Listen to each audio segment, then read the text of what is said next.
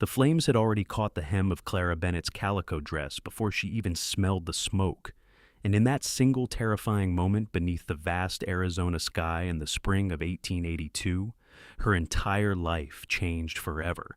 She had been stirring the massive pot of beef stew over the open fire pit, her mind wandering to thoughts of her sister back in Philadelphia and the comfortable life she had left behind 6 months ago. The cattle drive crew would be riding in within the hour, hungry and exhausted from moving 2,000 head of longhorns across the dusty territorial plains. And Clara took pride in having a hot meal ready when they arrived. She had volunteered to cook for the outfit after her uncle, the trail boss, had lost his regular cook to a rattlesnake bite 2 weeks prior. The pay was decent, and Clara needed every cent she could earn to purchase her own piece of land someday, a dream that burned as bright in her heart as the fire now consuming her skirt. The wind gusted suddenly, sending sparks flying upward into the blue expanse above. One ember landed on the fabric bunched near her ankles, and within seconds the dry material ignited. Clara gasped and stepped backward, her hands releasing the long wooden spoon. She watched in frozen horror as orange flames raced up the cotton material, climbing toward her waist with terrifying speed. Her mind screamed at her to move, to do something, but her body remained locked in place as panic flooded every nerve. Then he was there. Clara had noticed the tall cowboy before, of course. Every woman with eyes in her head would have noticed James Thornton. He stood well over 6 feet, with broad shoulders that filled out his worn leather vest and sun-darkened skin that spoke of years spent under the relentless western sun. His dark hair curled slightly at the nape of his neck beneath his hat, and his eyes were the color of rich coffee, warm and observant. He rarely spoke during meals, always nodding his thanks when she handed him his plate, but she had caught him watching her more than once with an expression she could not quite read. James had been watering his horse near the remuda when he saw the flames. He dropped the bucket and ran faster than he had ever run in his 26 years, his heart hammering against his ribs.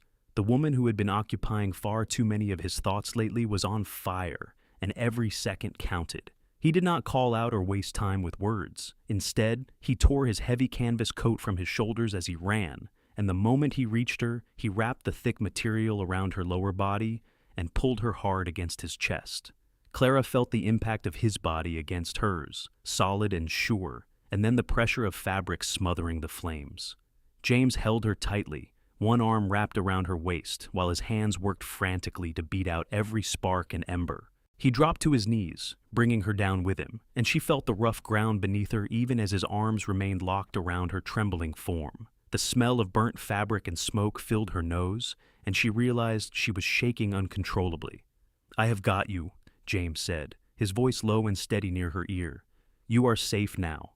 I have got you." He continued to hold her, even after the last flame had been extinguished, his coat still wrapped around her legs, his strong arms creating a barrier between her and the world. Clara pressed her face against his chest and felt the rapid beating of his heart through his shirt. Her own heart was racing so fast she thought it might burst, and her breath came in short, sharp gasps that she could not seem to control. "Breathe," James murmured, one hand coming up to cradle the back of her head. "Just breathe, Clara. You are all right." The sound of her name on his lips, spoken with such gentleness, broke something loose inside her. A sob escaped her throat, and then another, and suddenly she was crying against his chest while he held her and murmured soft reassurances. She felt foolish and weak, but she could not stop the tears or the trembling that had seized her entire body. "I could not move," she whispered between sobs. "I just stood there. I could not move." "Fear does that," James said quietly. "I have seen grown men freeze when a stampede comes bearing down. It does not mean you are weak." Other members of the crew had begun to gather, drawn by the commotion. Clara heard her uncle's voice calling out, asking what had happened, but James answered for her, his arms never loosening their protective hold. "Miss Bennett's dress caught fire," he called back. "She is not badly hurt, but she has had a terrible fright."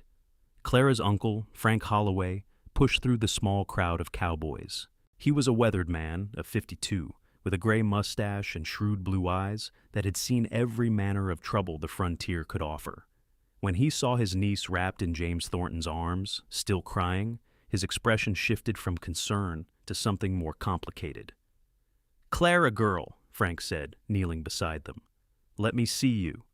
Reluctantly, James loosened his hold enough for Clara to pull back slightly, though he kept one steadying hand on her shoulder. Frank carefully lifted the edge of the coat and examined her legs. The stockings were charred, and the skin of her left ankle showed an angry red mark, but the damage could have been so much worse. "You got to her fast, Thornton," Frank said, meeting the younger man's eyes. "Another few seconds, and we would be dealing with something far more serious." "I am grateful I was close enough," James replied. Frank studied him for a long moment, and something unspoken passed between the two men. Then the trail boss nodded and stood, addressing the gathered cowboys. "Show is over, boys. Miss Bennett is fine, and supper will be ready once she has had a moment to collect herself. Rodriguez, you finish stirring that stew. Patterson, fetch the medical kit from the chuck wagon. The rest of you get back to your duties." The men dispersed slowly, casting curious glances over their shoulders. Clara knew there would be talk around the campfire tonight. A respectable woman did not allow herself to be held by a man the way James had held her, even in an emergency, and the frontier had its own strict code of conduct, but she found she did not care what they thought. James Thornton had saved her life, and the feeling of safety she had experienced in his arms was worth any amount of gossip. "Can you stand?" James asked softly. Clara nodded and allowed him to help her to her feet. Her legs felt unsteady, and she swayed slightly. His hand immediately went to her elbow, supporting her weight without making her feel helpless. She liked that about him, she realized. He was offering strength without assumption, giving her the choice to accept or refuse his assistance. "I should examine that burn properly," she said, looking down at her ruined dress. The entire bottom half was charred black, and the smell of smoke clung to her skin and hair. "You should rest," James countered. "Your uncle can spare you for one evening. The men need to eat. The men can serve themselves for one night. You nearly died just now, Clara." There it was again, her name spoken with that particular gentle firmness that made something flutter in her chest. She looked up at him and found his dark eyes fixed on her face with an intensity that stole her already labored breath. In the golden late afternoon light, with dust motes dancing in the air around them, James Thornton looked like something out of the dime novels her sister loved to read. But this was real, and he was real, and the way he was looking at her made her feel things she had never felt before. "Thank you," she whispered. "You saved my life." "I would do it again in a heartbeat," he replied, and she knew he meant it. Patterson returned with the medical kit, breaking the moment. Frank took the supplies and gestured for Clara to sit on a nearby crate. She obeyed, suddenly aware that her legs might not hold her much longer anyway. Her uncle knelt and began to treat the burn on her ankle with practiced efficiency. But Clara barely felt the sting of the salve. Her attention remained fixed on James, who stood a few feet away, his coat still clutched in his hands, watching her with those concerned dark eyes. "It is not too bad," Frank announced, wrapping a clean bandage around her ankle. "Keep it clean and dry, and it should heal without scarring. You were fortunate, girl." "James was fast," Clara said. "Yes, he was." Frank stood and looked at the tall cowboy. "I am in your debt, Thornton." James shifted his weight, clearly uncomfortable with the gratitude. "Any man here would have done the same, sir." "Perhaps, but you were the one who did it. That counts for something." Frank paused, then added, "Why do not you escort my niece to her tent and make sure she gets settled? I will have Rodriguez bring her some supper once it is ready." "I can manage on my own," Clara protested, though even as she said it, she knew it was not entirely true. Her whole body still felt strange and disconnected, as if the fear had severed some vital connection between her mind and her limbs. "I am sure you can," Frank said dryly, "but you will accept the help anyway. Humor an old man who just watched his only niece nearly burn to death." Clara recognized the tone. It was the same one he had used when insisting she take the cooking job, and again when he had given her the rifle and made her promise to practice shooting every Sunday. Frank Holloway was a stubborn man who cared deeply for the few people he allowed into his heart, and arguing with him was generally a waste of breath. "All right," she conceded. James stepped forward and offered his arm. Clara took it, feeling the solid muscle beneath the worn cotton of his shirt sleeve. They walked slowly across the camp toward the small canvas tent that served as her private quarters. It was set apart from the main camp, positioned near a cluster of cottonwood trees that offered shade during the brutal afternoon heat. Frank had insisted on the privacy, knowing that his niece's presence among 30 cowboys required certain proprieties to be maintained. "How long have you been working for my uncle?" Clara asked as they walked, needing to fill the silence with something other than her racing thoughts. 3 years this summer, James replied. "He is a fair man and a good trail boss. I have worked for worse." "Where are you from originally?" "Texas, mostly. My father had a small ranch outside of San Antonio. He died when I was 19, and I sold the place to pay his debts. Been drifting ever since, following the cattle work wherever it leads." There was a note of sadness in his voice that made Clara want to ask more, but they had reached her tent. James held back the flap and waited while she ducked inside. The interior was simple but comfortable, with a bedroll, a small trunk containing her possessions, and a lantern hanging from the center pole. It smelled of canvas and the lavender sachets she kept tucked among her clothes. "Will you truly be all right?" James asked from the entrance, not presuming to step inside. Clara turned to face him, and in the dimness of the tent, with the late afternoon sun backlighting his frame, he looked almost otherworldly. Her heart was still racing, but she suspected it had less to do with the fire now, and more to do with the man standing before her. "I will be fine," she assured him, "thanks to you." He nodded slowly, but made no move to leave. Instead, he studied her with that penetrating gaze that seemed to see straight through to her bones. "I was terrified," he admitted quietly. "When I saw those flames climbing up your dress, I thought I might not reach you in time. The thought of anything happening to you made my blood run cold." Clara's breath caught. "You barely know me. I know enough." He paused, weighing his next words carefully. "I know you are kind to every man in this outfit, even the ones who do not deserve it. I know you have a laugh that sounds like wind chimes on a summer evening. I know you are brave enough to leave everything familiar behind and start over in a hard land. And I know that for the past 2 weeks you have been the first thing I think about when I wake up and the last thing on my mind before I sleep." The honesty in his voice, the raw vulnerability of his confession, left Clara momentarily speechless. No man had ever spoken to her this way. During her 23 years in Philadelphia, she had received 2 formal proposals of marriage from respectable gentlemen with good prospects. Both times she had politely declined, knowing in her heart that something essential was missing. She had not been able to name that missing element then, but standing here now with James Thornton's words hanging in the air between them, she finally understood what it was. Passion, connection, the bone-deep certainty that this person, this particular soul, was meant to walk beside yours. "I have noticed you too," she said softly. "I thought perhaps I was being foolish, reading too much into a few glances and polite words. You were not being foolish." James took half a step closer, still maintaining respectful distance.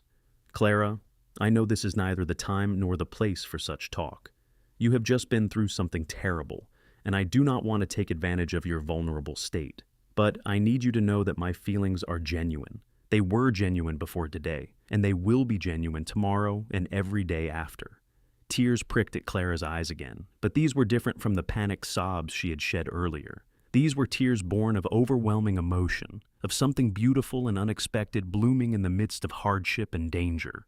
"What happens now?" she whispered. "Now you rest," James said firmly but gently. "You let yourself recover from the shock, and tomorrow, if you are willing, perhaps we could talk more, really talk, without the whole outfit watching and listening." "I would like that very much."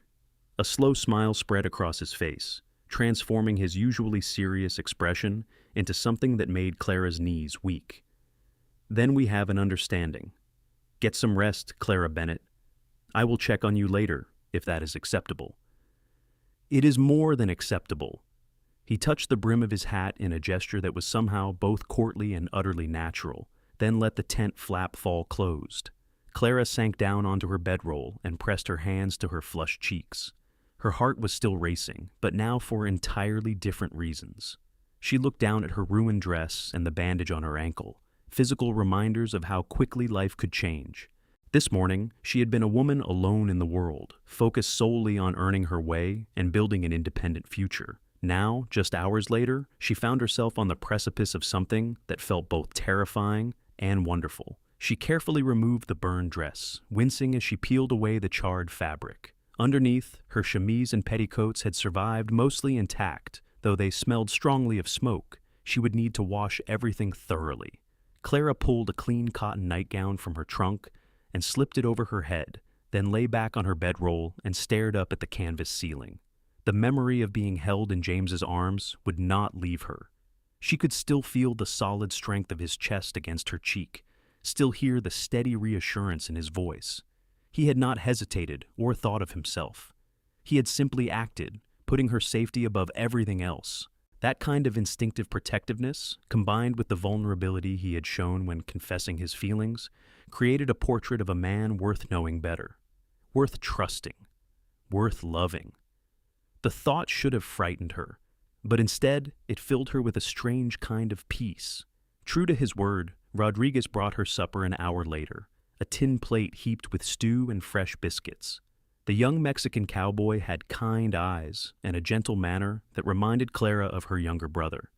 "Mr. Thornton, he asked me to make sure you eat everything," Rodriguez said with a shy smile. "He said you need your strength. Did he now?" Clara could not help but smile back. "Si. He also asked me to tell you that he is standing guard to make sure nobody bothers you tonight. Says you need peace and quiet." Clara felt warmth bloom in her chest. Even when not physically present, James was looking after her. "Please tell him I said thank you." "I will tell him. Eat, señorita. The food is good tonight, even if I do say so myself." After Rodriguez left, Clara ate slowly, surprised to find that she was actually quite hungry. The stew was indeed excellent, rich and flavorful with tender chunks of beef and vegetables.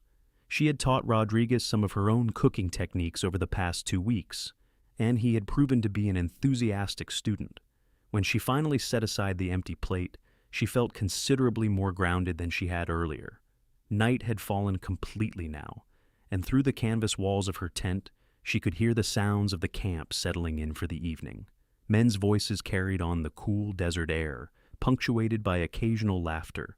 Someone was playing a harmonica, the plaintive notes speaking of loneliness and longing. Clara wrapped herself in a blanket and sat at the entrance of her tent, looking out at the star-filled sky. The Arizona Territory was unlike anything she had ever known in Pennsylvania. The landscape was harsh and unforgiving, all red rock and scrub brush and endless miles of emptiness. But there was also a raw beauty to it, a sense of limitless possibility that called to something wild in her soul.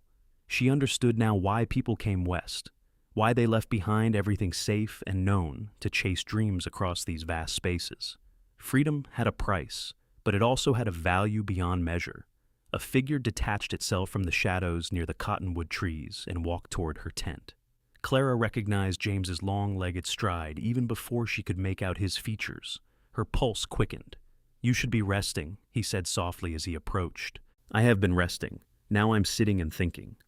May I join you, or would you prefer solitude?" "Please, sit." Clara gestured to the space beside her tent entrance.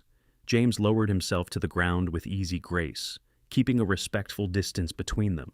He had removed his vest and rolled up his shirt sleeves, and in the faint light spilling from her lantern, Clara could see the corded muscles of his forearms. He caught her looking and smiled slightly, but said nothing. "Rodriguez said you are standing guard," Clara ventured. "Just making sure you have a peaceful night. Some of the boys can get rowdy when they have had a few drinks, and after what happened today, I thought you might appreciate knowing someone was watching out for you." "That is very kind of you. It is entirely selfish, I assure you. I could not rest easy without knowing you were safe." They sat in comfortable silence for a while, listening to the night sounds of the desert. A coyote howled somewhere in the distance, and the horses in the remuda shifted and nickered. The stars overhead seemed impossibly bright, a vast river of light flowing across the black canvas of sky. "Tell me about Philadelphia," James said eventually. "What made you leave?" Clara considered the question, gathering her thoughts. "I was suffocating there," she said finally. "My parents died of typhoid when I was 19, and I went to live with my married sister and her husband. They were kind, but they had very specific ideas about what my life should look like. Find a suitable husband, marry well, have children, maintain a proper household. That was the only future they could envision for me. And you wanted something different. I wanted to choose for myself. I wanted to see more of the world than just Philadelphia society parlors and church socials. My Uncle Frank came to visit 2 years after my parents died, and he was like this wind from another world. He told stories about the frontier, about cattle drives and open ranges and building something from nothing. When he left, I could not stop thinking about what he had said. So I wrote to him and asked if there might be a place for me out west. He wrote back 6 months later, saying he could use help managing the books for his ranch operation, and I packed my bags that same day. Your sister must have been upset. Furious, Clara admitted. She said I was throwing my life away, that I would end up alone and destitute in some God-forsaken wilderness. We barely spoke before I left. I keep hoping she will forgive me eventually, but I do not regret my choice. Not even after nearly burning to death today? Clara laughed, surprised by the dark humor. Not even then, although I admit the appeal of the wilderness has diminished slightly. James smiled, and the expression softened his whole face. I am glad you came west, Clara Bennett. The frontier needs women like you, women with courage and determination. But I confess I am particularly glad you came west because it means I got to meet you. You are dangerously charming, James Thornton. I am only speaking the truth. Clara found herself leaning slightly toward him, drawn by some invisible force. The space between them seemed charged with possibility, with all the things they had not yet said and done. She wondered what it would feel like to kiss him, to close that distance completely and discover if the chemistry between them was as powerful as she suspected. Tell me about your family, she said, needing to redirect her thoughts before they carried her somewhere improper. You mentioned your father died. The light in James's eyes dimmed slightly. He was a good man who made some bad choices. Got in debt to the wrong people trying to expand the ranch during a drought year. When the cattle died and the wells ran dry, he could not pay what he owed. The stress killed him. Heart gave out one night in his sleep. I was left with a mountain of debt and a property that was not worth half what was owed on it.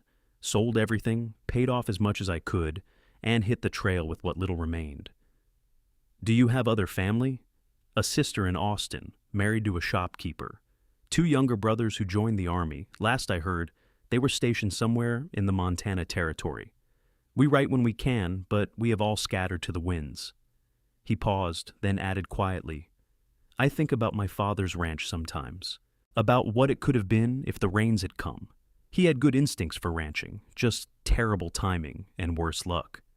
Is that what you want? Your own ranch someday? It is. I have been saving every dollar I can, learning everything I can. Your uncle has taught me a great deal about how to run an operation properly, how to avoid the mistakes my father made. Maybe in a few more years, I will have enough to start small, buy some land and a few head of cattle, build something that lasts. Clara heard the longing in his voice, the deep hunger for roots and permanence. She understood that hunger because she felt it herself, the desire to belong somewhere completely, to build rather than simply survive. The connection between them was growing stronger with every shared confidence, every moment of honest vulnerability. I think you will make an excellent rancher, she said softly. You have the patience and the strength for it. And what about you, Clara? What do you want to build? I am not entirely sure yet, she admitted. I know I want independence, the ability to support myself without relying on anyone else's charity or goodwill. Beyond that, I am still discovering what calls to me. Frank has promised to teach me about ranch management, and I have been learning as much as I can about the cattle business. Maybe I will start something of my own one day, or maybe I will find another path entirely. The future feels wide open out here, in a way it never did back east. The future is wide open, James agreed, particularly when you find the right person to share it with. His gaze was steady and warm on her face, full of meaning. Clara's heart began the now familiar racing pattern, and she felt heat rise to her cheeks. Everything was moving so fast, from the fire to this conversation, to the feelings cascading through her chest. But somehow, it did not feel rushed. Instead, it felt inevitable, like a river finding its way to the sea. We barely know each other, she whispered. Then we will take time to learn. I am a patient man, Clara. I am not asking you to make any decisions tonight or even next week. I am simply asking you to give us, a chance to become something real. What if it does not work? What if we discover we are not well suited after all? Then we will know, and we will remain friends and colleagues. But I do not think that will happen. I think what is starting between us is something rare and worth fighting for. Clara wanted to believe him. More than that, she found that she did believe him. There was something fundamentally honest about James Thornton, a core of integrity that radiated from him like heat from a fire. He would not make promises he did not intend to keep, or speak feelings he did not genuinely hold. "All right," she said, "we will give it a chance. We will learn each other and see where this leads." The smile that spread across James's face was like sunrise breaking over the mountains. "You will not regret it, I promise you that." "I am going to hold you to that promise, Cowboy." They talked for another hour, sharing stories and dreams and small details about themselves. Clara learned that James loved thunderstorms and hated beans, that he could read and write fluently but had never learned to swim, that his favorite color was the particular shade of gold the grass turned in late summer. He learned that she had a talent for sketching, that she missed her brother terribly but was slowly making peace with the distance from her sister, that she secretly found the desert beautiful despite its harshness. When Clara's yawns could no longer be suppressed, James insisted she get proper sleep. He stood and offered his hand to help her up. And when she placed her palm in his, she felt that spark of connection again, stronger than before. They stood close together in the darkness, hands still clasped, neither wanting to be the first to let go. "Sleep well, Clara," James said softly. "You too, and James, thank you again for saving me today. I know I have already said it, but it bears repeating.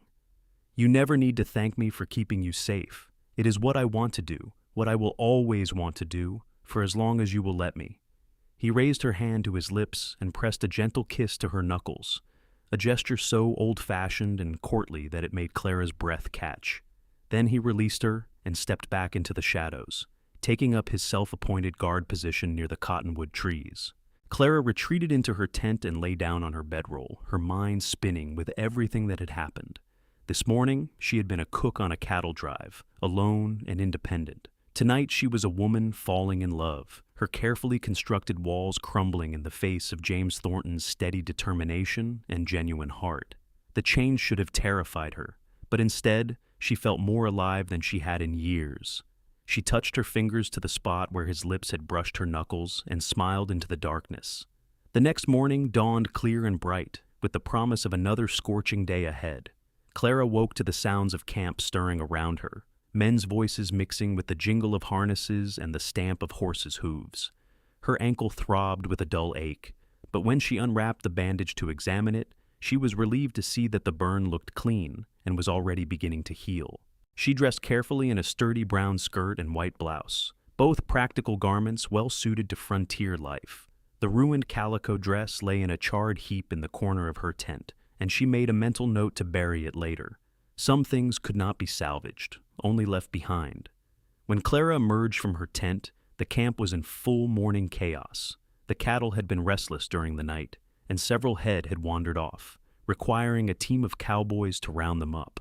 Frank was barking orders while Rodriguez worked at the cook fire, preparing breakfast for the crew. Clara started to head in that direction, ready to take over her duties, but a firm hand on her elbow stopped her. "Where do you think you were going?" James asked, appearing at her side as if he had been waiting for her. "To help with breakfast. The men need to eat before we move the herd." "Rodriguez can handle breakfast. You need to rest that ankle." "My ankle is fine."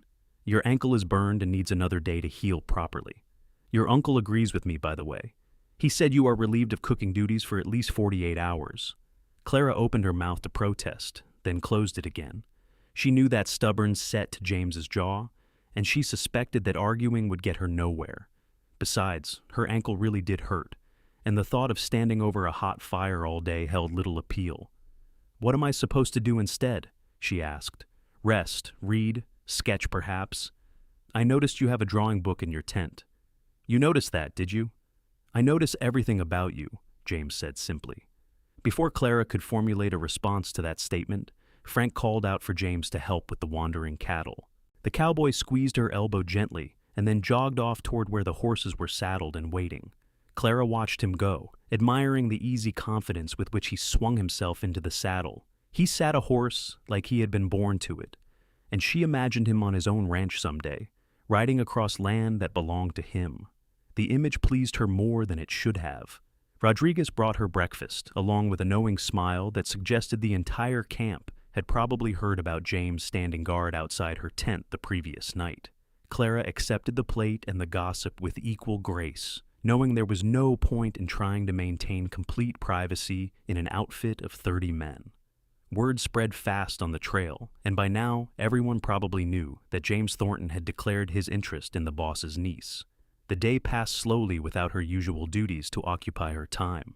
Clara did sketch for a while, drawing the landscape around their camp and attempting to capture the particular quality of light that made the desert seem both harsh and beautiful. She also read from the battered copy of Wuthering Heights she had brought from Philadelphia, though she found Heathcliff considerably less appealing now that she had met a man who combined passion with actual kindness.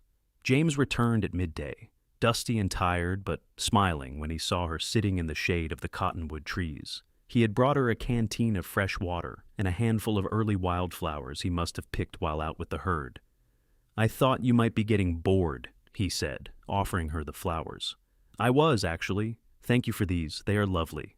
She had no vase, of course, so she tucked the flowers into her braid, weaving them among the dark strands. James watched with an expression of such open admiration that Clara felt her cheeks grow warm. "Beautiful," he murmured. "The flowers or me?" "Both, always both." They fell into an easy conversation, picking up threads from the previous night and weaving them into something richer. Clara learned that James had a dry sense of humor that emerged when he was comfortable, and that he had strong opinions about everything from horse breeding to the best way to cook bacon. He made her laugh with stories about various trail drive mishaps, including one memorable incident involving a skunk, a tent, and 3 cowboys who ended up sleeping under the stars for a week. Over the following days, a pattern emerged. James would find excuses to check on Clara throughout the day, bringing her small gifts and finding reasons to linger in her company. In the evenings, after the crew had been fed and the camp had settled for the night, they would sit together outside her tent and talk until the stars wheeled overhead. Frank watched this courtship with a careful eye, but he did not interfere. He trusted James, Clara realized, and he trusted her to make her own choices. By the end of the first week, Clara's ankle had healed completely, and she returned to her cooking duties. But now there was a lightness to her work, a joy that had not been there before.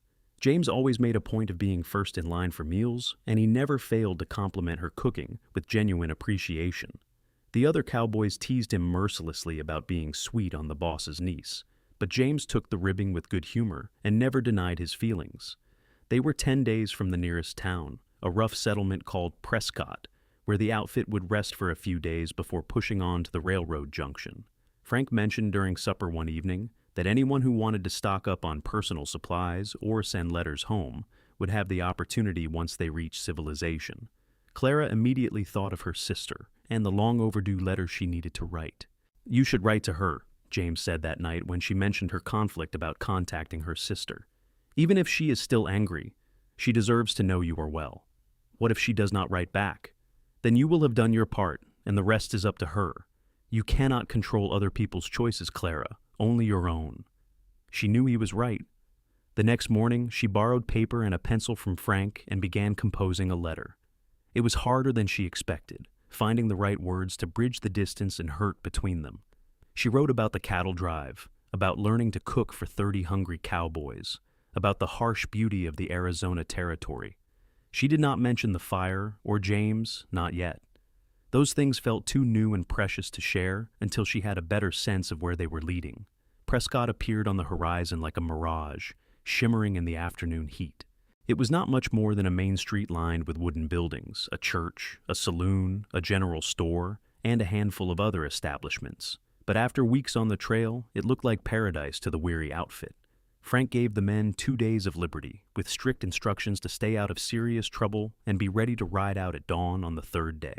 Clara had been to a few frontier towns during her time with her uncle, but she had never spent much time exploring them. Women who valued their reputations did not wander around such places unescorted, and she had always been too busy with work to care much about the local sights. But this time, as the crew dispersed to seek their various forms of entertainment, James appeared at her side with a hopeful expression. "Would you allow me to escort you into town, Miss Bennett? I thought perhaps you might enjoy a real meal in a dining room, and I know there are supplies you will want to purchase." "That sounds wonderful," Clara said, pleased by the formality of his request. They walked together down the dusty main street, Clara's hand resting lightly on James's offered arm. She was acutely aware of the picture they presented, a young couple strolling together in the afternoon sun, and she wondered what the townspeople thought when they saw them. Did they look like they belonged together? Could strangers see the connection that had been building between them for 2 weeks? The general store was crowded with cowboys stocking up on tobacco and other supplies, so they decided to return later. Instead, James guided her to a small restaurant that advertised home-cooked meals and fresh-baked pies. The interior was dim and cool, a welcome relief from the heat outside. A middle-aged woman with a kind face showed them to a table by the window and handed them a handwritten menu. "This is my first real date," Clara confessed once they had ordered. "I mean, I have attended social functions with gentlemen before, but never anything this informal and pleasant." "Mine too," James admitted. "I have never courted anyone before, never felt strongly enough about anyone to make the effort. I am probably doing everything wrong." "You are not doing anything wrong. This is perfect." Their meal arrived, plates piled high with roasted chicken, mashed potatoes, and fresh vegetables. After weeks of trail food, it tasted like heaven. They ate slowly, savoring every bite and continuing their endless conversation. Clara told James about her childhood in Philadelphia, about summer trips to the shore and winter ice skating parties. He told her about growing up on a Texas ranch, about learning to rope cattle before he could read, and breaking his first horse at age 12. "I want to know everything about you," James said at one point, his dark eyes intense across the table. "Every memory, every dream, every small detail that makes you who you are." "That could take a lifetime," Clara replied softly. "I am counting on it." The weight of that statement hung between them, full of implication and promise. Clara felt her heart begin that familiar racing pattern, and she knew that they had crossed some invisible line.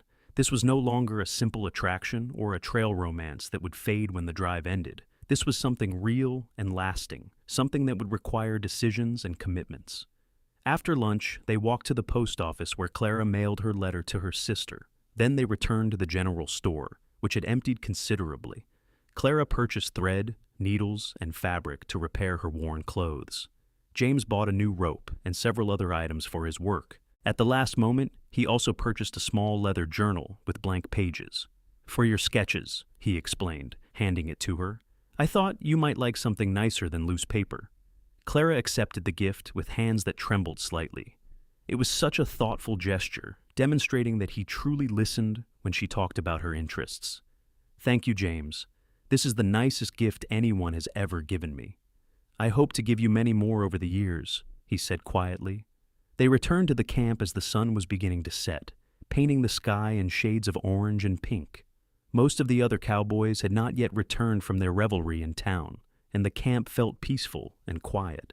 Frank was tending to some paperwork in his tent, and Rodriguez had already started preparing supper. "Walk with me?" James asked, gesturing toward a small hill that overlooked the camp. Clara nodded and followed him up the gentle slope. At the top, they could see for miles in every direction, endless stretches of desert and sky.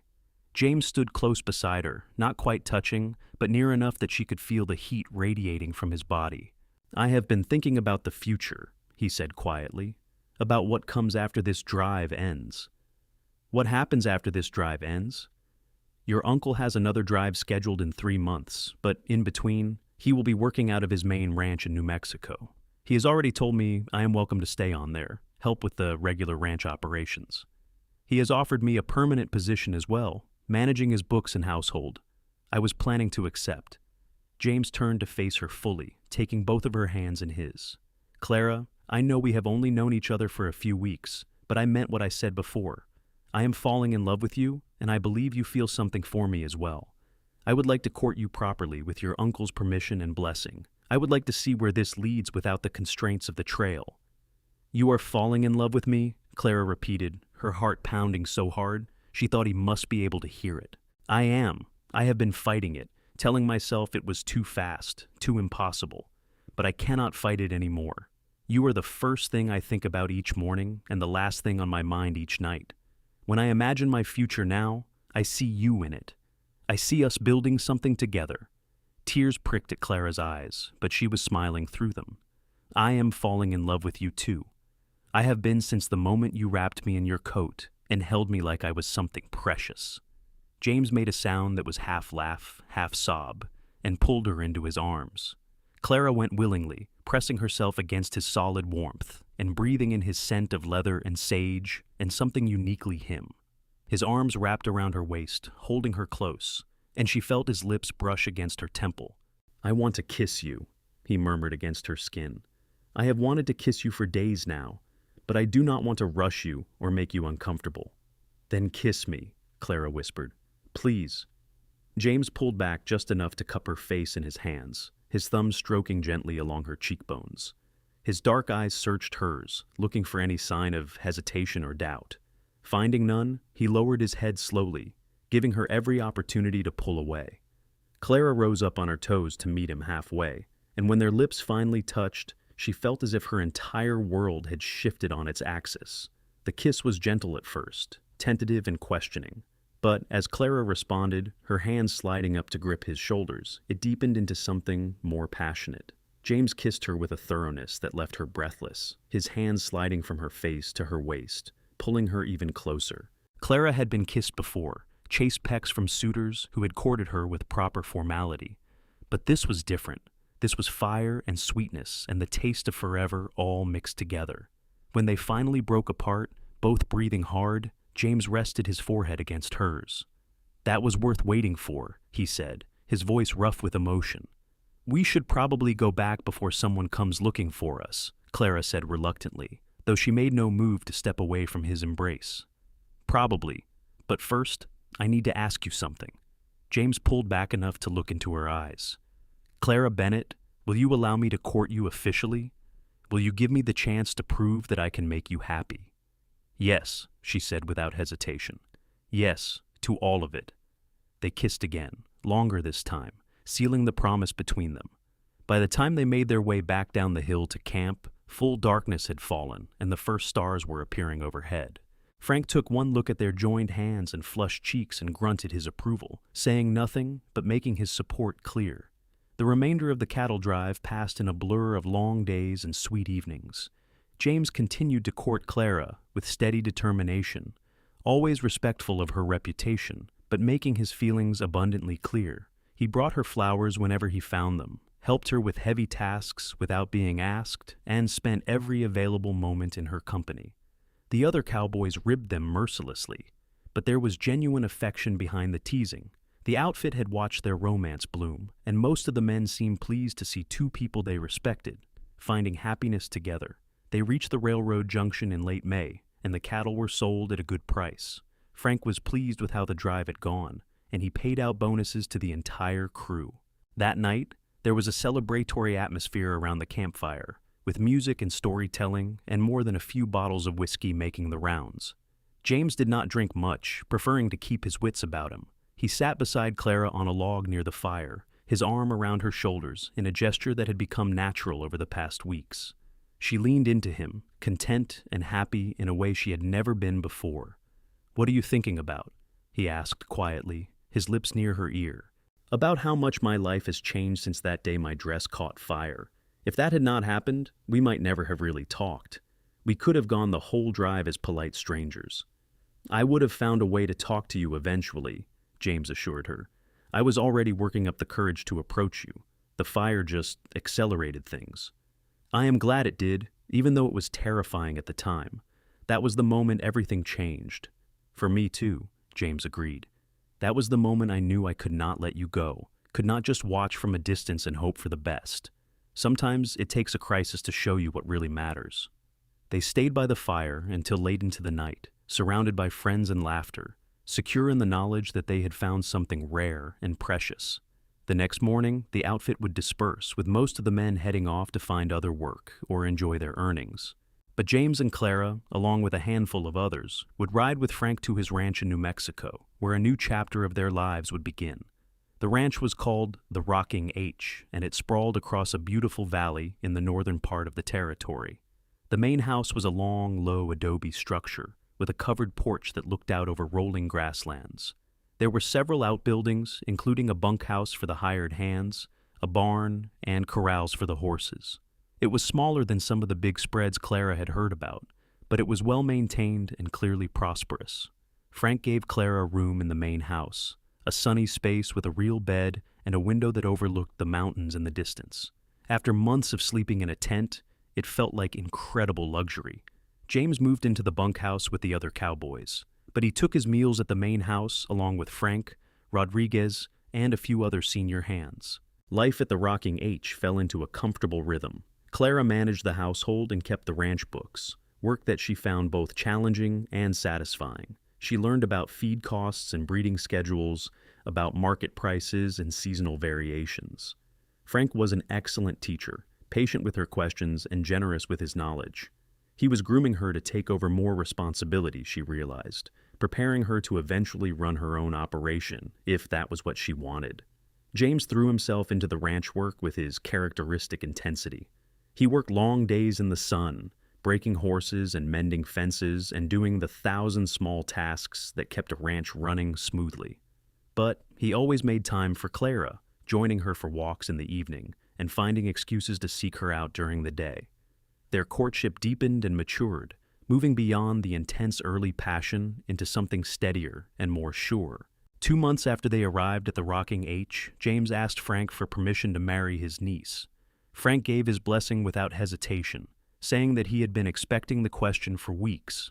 That evening, James proposed to Clara on the porch of the main house, with the sun setting behind the mountains and the whole world painted in gold.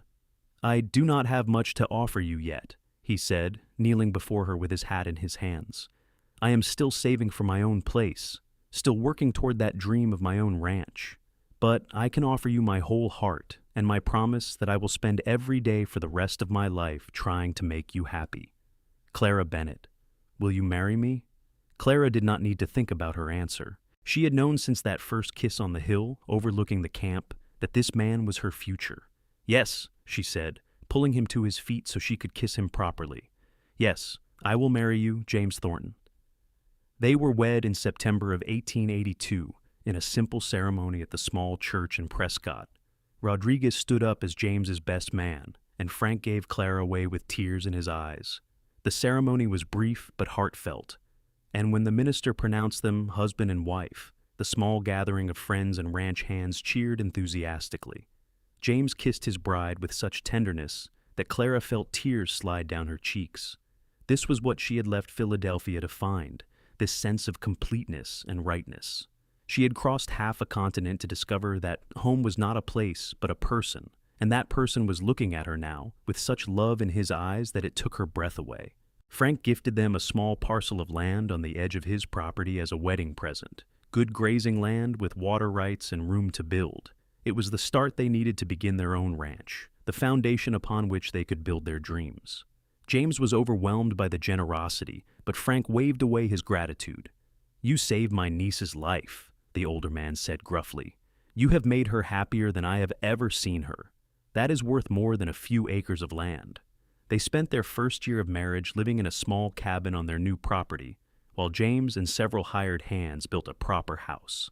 Clara continued to work for her uncle part-time, managing his books and learning everything she could about running a successful ranch. In the evenings, she would ride out to their land and work alongside James, the two of them building their future with their own hands. It was hard work, the kind that left them bone-tired and sun-scorched at the end of each day, but it was also deeply satisfying. Every fence post they sunk, every wall they raised, was a testament to their partnership and commitment. They argued sometimes, as any couple does, but they always worked through their disagreements with honesty and respect. The foundation of their relationship, built in those intense weeks on the cattle drive, proved strong enough to weather any storm. In the spring of 1884, Clara discovered she was pregnant. James received the news with such joy that he literally picked her up and spun her around, laughing with pure happiness. From that moment on, he became almost comically protective, insisting she avoid any task he deemed remotely dangerous. Clara tolerated his fussing with good humor, knowing it came from love. Their son was born in December of that year, a healthy baby boy with his father's dark hair and his mother's green eyes. They named him Frank, after the man who had brought them together, and the old rancher cried openly when they told him. Little Frank was a good baby, content and curious, and watching James with their child made Clara fall in love with her husband all over again. He was a natural father, patient and gentle, singing old trail songs to soothe the baby to sleep. The ranch prospered slowly but steadily. By 1886, they had a small but high-quality herd of cattle and a reputation for fair dealing. James proved to be as good a rancher as he had dreamed he would be, with solid instincts for the business and the land. Clara managed the books in the household with equal skill, and together they built something that would last. Clara's sister finally wrote back in 1885, a tentative letter that began with apologies and ended with love. The sisters began a regular correspondence, slowly rebuilding their relationship across the distance. Elizabeth admitted that she had been wrong to try to force Clara into a life that did not fit her, and Clara forgave her sister's harsh words at their parting. When Elizabeth's husband died suddenly in 1887, Clara invited her sister to come west for an extended visit. Elizabeth arrived in the spring with her 2 young daughters, and she ended up staying permanently, finding work as a teacher in Prescott and building her own new life in the territory. More children followed for James and Clara. A daughter named Sarah was born in 1887 with her mother's dark hair and quick smile. Another son, Thomas, arrived in 1889.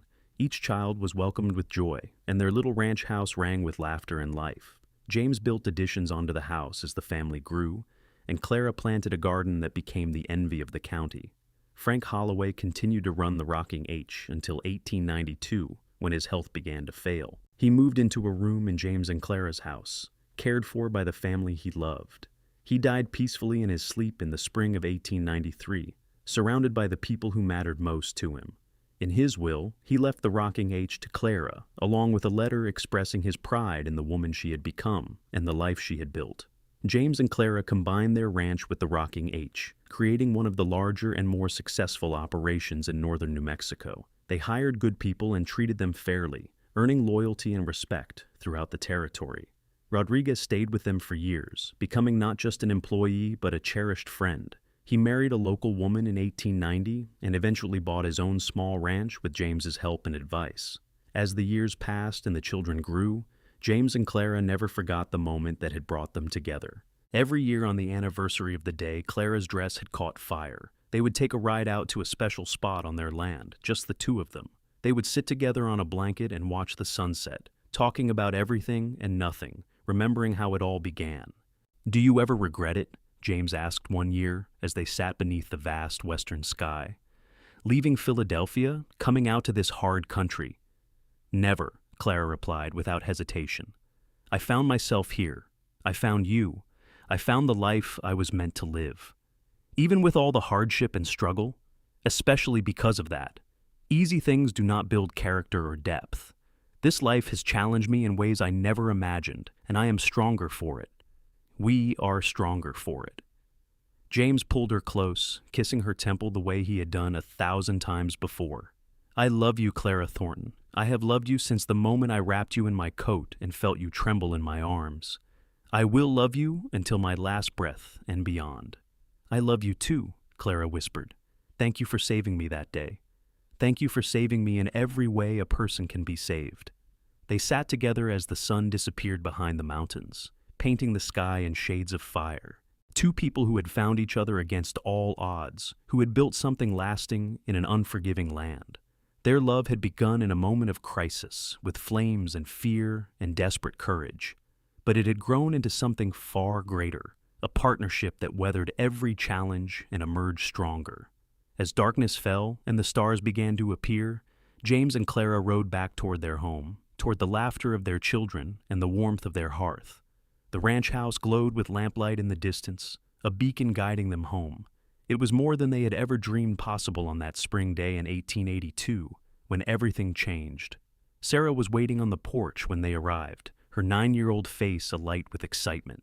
"Mama, Papa, the new foal was born. Rodriguez says you need to come see right away." James and Clara exchanged smiles and followed their daughter to the barn, where a wobbly-legged foal was taking its first steps beside a proud mare. The children had all gathered to witness the miracle of new life, their faces full of wonder. Thomas was asking Rodriguez a stream of questions about horse breeding, while little Frank tried to pet the foal, despite Clara's gentle warning to give the mare space. This was their life now, full and rich and brimming with purpose. The cattle business continued to thrive, and they had become pillars of the growing community. James served on the county board, helping to make decisions about roads and schools and water rights. Clara had started a lending library in Prescott, donating books and encouraging literacy throughout the region. Together, they had created not just a successful ranch, but a legacy that would outlast them both. In 1895, Sarah announced that she wanted to be a doctor, a bold ambition for a young woman in that time. But Clara and James had always encouraged their children to reach for their dreams, regardless of convention. They began saving for Sarah's education, determined to give her every opportunity to succeed. Clara wrote to contacts back east, seeking information about medical schools that admitted women. It would be a long road, but they were committed to supporting their daughter's aspirations. Young Frank showed an early talent for working with horses, spending every spare moment in the barn or corrals. He had his father's patient touch and his mother's quick intelligence, a combination that served him well. By the time he was 12, he was helping to break the new horses, earning the respect of the ranch hands with his skill and dedication.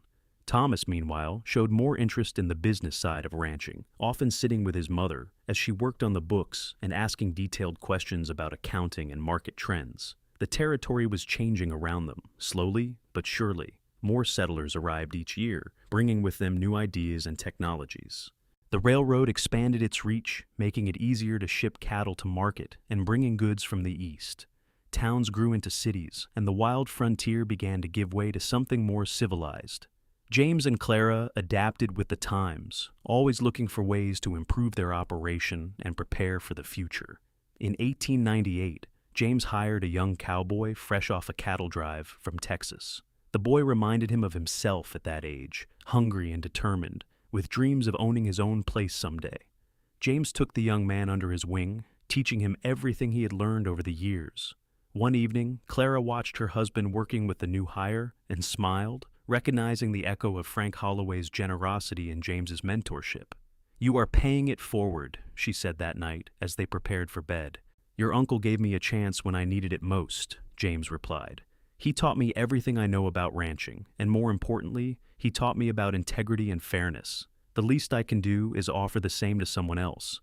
"You are a good man, James Thornton." "I am a lucky man," he corrected, pulling her into his arms. "I found you, did I not? Everything good in my life flows from that."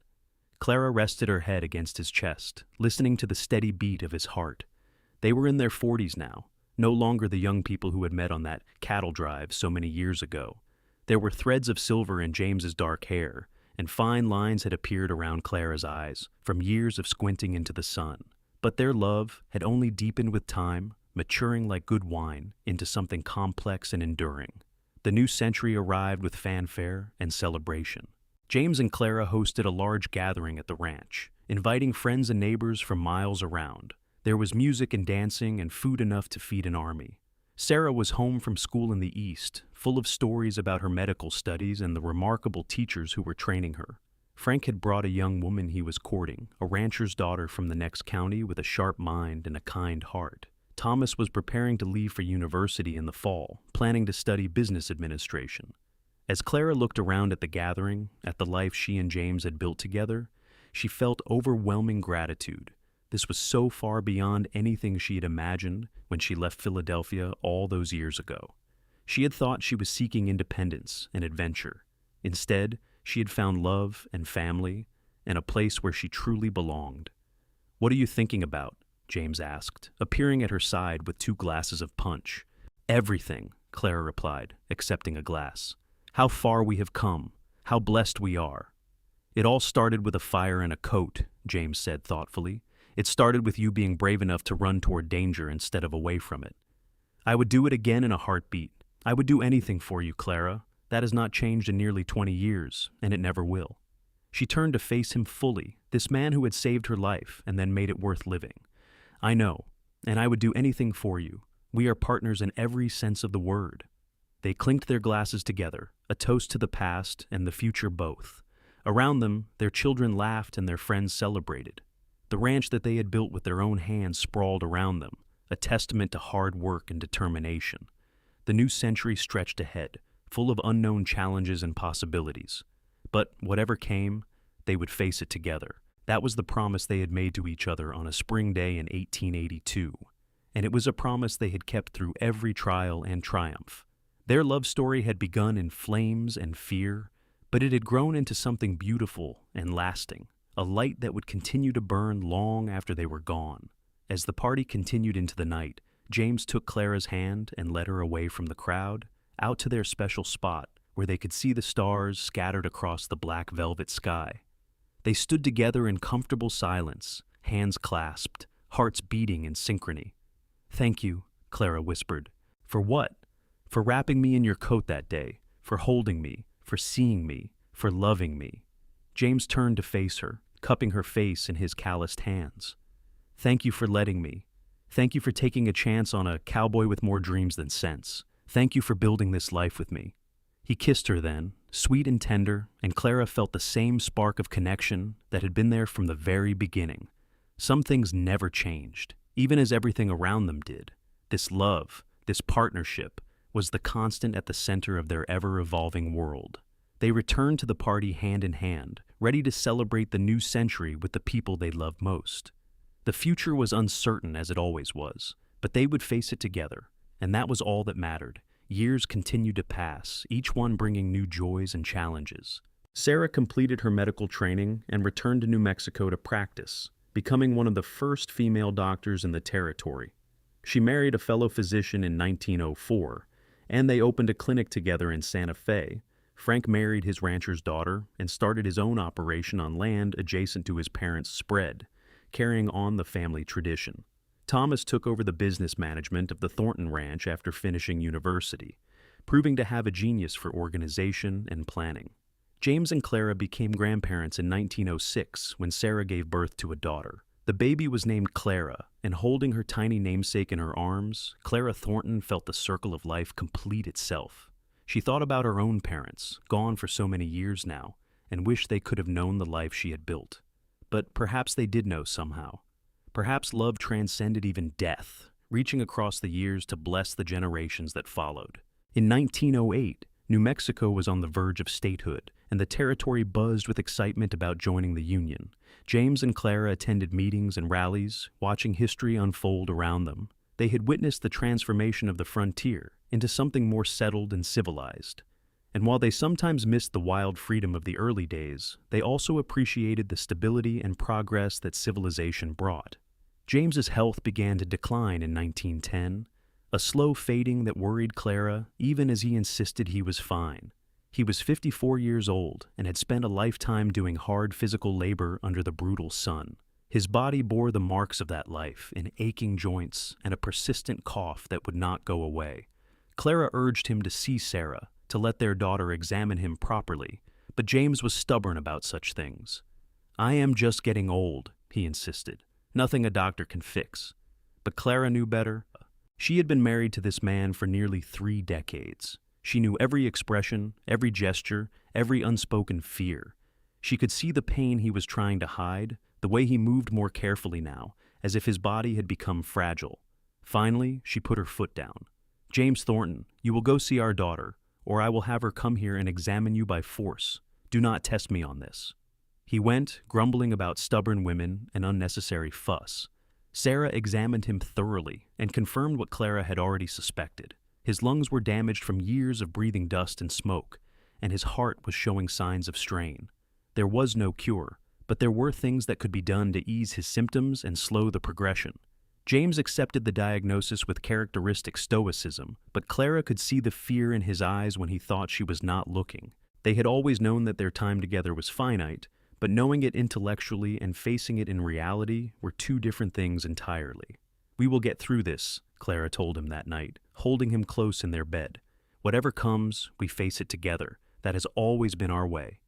"I am not ready to leave you," James admitted, his voice breaking. "There is still so much I want to do, so much life I want to live with you." "Then we will live it," Clara said fiercely. "Every day we have, we will live it fully. No regrets, no holding back. We will squeeze every drop of joy from whatever time remains." And that was exactly what they did. James stepped back from the day-to-day operation of the ranch, turning over more responsibility to Thomas and Frank. He and Clara began to travel, taking trips to places they had always wanted to see. They visited San Francisco and marveled at the city rebuilt after the great earthquake. They journeyed to the Grand Canyon and stood in awe of its majesty.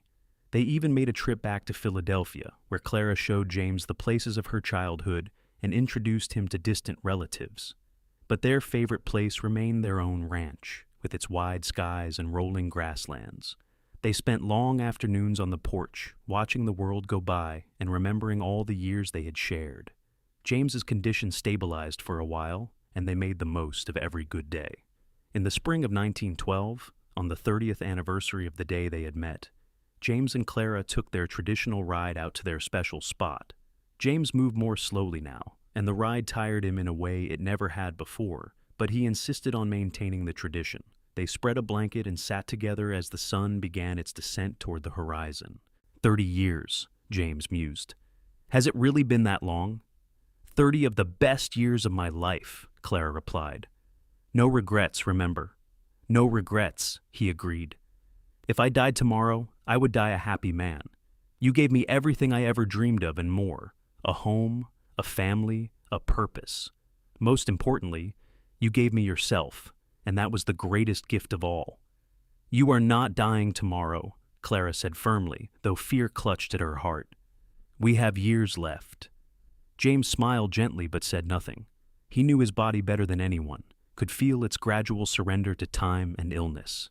But he did not want to frighten Clara, did not want to cast a shadow over this perfect moment. Instead, he pulled her close and kissed her temple, that familiar gesture that still made her heart skip after all these years. They watched the sunset in silence, both lost in memories of everything they had experienced together. The cattle drives and the ranch building, the births of their children and the growth of their dreams, the arguments and reconciliations, the laughter and tears, the endless small moments that made up a life together. It had been good, so very good, and they were grateful for all of it. James's health took a sudden turn for the worse in July of that year. Sarah came immediately, moving into the ranch house to provide constant care. The whole family gathered, sensing that time was running short. But even in his weakness, James remained himself, joking with his grandchildren and squeezing Clara's hand whenever she sat beside him. On a warm evening in late July, with his family gathered around his bed and the setting sun painting the room in gold, James Thornton drew his last breath. Clara was holding his hand, and she felt the moment his spirit left his body, felt the absence of the man who had been her other half for 3 decades. She did not cry right away. Instead, she sat in stunned silence, trying to comprehend a world that no longer contained James. The grief came later, in waves that threatened to drown her. But Clara was stronger than she had been at 23, tempered by years of frontier life and the knowledge that she had been truly loved. She mourned deeply, but she also celebrated the life they had shared. At James's funeral, she stood straight and tall, surrounded by their children and grandchildren, and spoke about the man who had saved her life and then given her reasons to live it. He was brave, she told the gathered crowd, not just in the obvious ways, running toward danger to help someone in need, but in the quiet ways too. Brave enough to love openly, to build a life in an unforgiving land, to dream big and work hard to make those dreams reality. He taught me what it means to be truly alive, and I am forever grateful for every moment we shared. The ranch continued without him, as he would have wanted. Thomas and Frank ran the operation with skill and dedication, honoring their father's legacy. Clara remained in the ranch house, surrounded by memories and love. She found comfort in her children and grandchildren, in the land she and James had built together, in the knowledge that their love story would live on in the family they had created. She lived another 15 years, dying peacefully in her sleep in the summer of 1927 at the age of 68. Her last conscious thought was of James, of the moment he had wrapped her in his coat and held her as if she was the most precious thing in the world. In a very real sense, that moment had defined her entire life, setting her on a path that led to more joy and fulfillment than she had ever imagined possible. The Thornton Ranch remained in the family for generations, passed down from parent to child, each generation adding their own chapter to the story. Sarah's descendants included doctors and teachers, Frank's line produced ranchers and business people, and Thomas's children spread across the country, carrying with them the values of hard work and integrity that their grandparents had embodied. the story of James and Clara became family legend, told and retold at gatherings and celebrations. The tale of how they met, how a dress caught fire and a cowboy wrapped the woman in his coat and held her, and how that single moment of crisis led to a lifetime of love. Future generations would hear the story and marvel at the courage and determination of their ancestors, at the love that had been strong enough to weather every storm. The ranch house still stood well into the 21st century, preserved by the family as a reminder of where they came from. In the main room hung a portrait of James and Clara, painted in their later years. They sat close together, his arm around her shoulders, both smiling with the contentment of people who had lived fully and loved deeply. Visitors to the house would often stop before that portrait, struck by the obvious affection and connection visible even in the static image. And on a shelf in the corner sat a battered leather journal, the one James had given Clara and Prescott all those years ago. Its pages were filled with sketches and notes, a record of a life well lived and a love that transcended time. The journal was the family's most treasured possession, a tangible link to the past, and a reminder that the choices we make in moments of crisis can echo through generations. The story of James and Clara Thornton was more than just a romance. It was a testament to courage and commitment, to the transformative power of love, and to the endless possibilities that open up when two souls recognize each other across the noise and chaos of the world. They had built something that lasted, not just a successful ranch, but a family legacy grounded in values that never went out of style. In the end, perhaps that was the most important part of their story. Not the dramatic beginning with flames and rescue, though that certainly made for good telling, but rather the decades that followed, the daily choice to love and support and build together. The recognition that true love was not just a feeling, but an action, a commitment renewed with every sunrise. Their love story began with fire, but it was sustained by something far more enduring: trust, respect, partnership, and an unwavering belief in each other's worth and potential.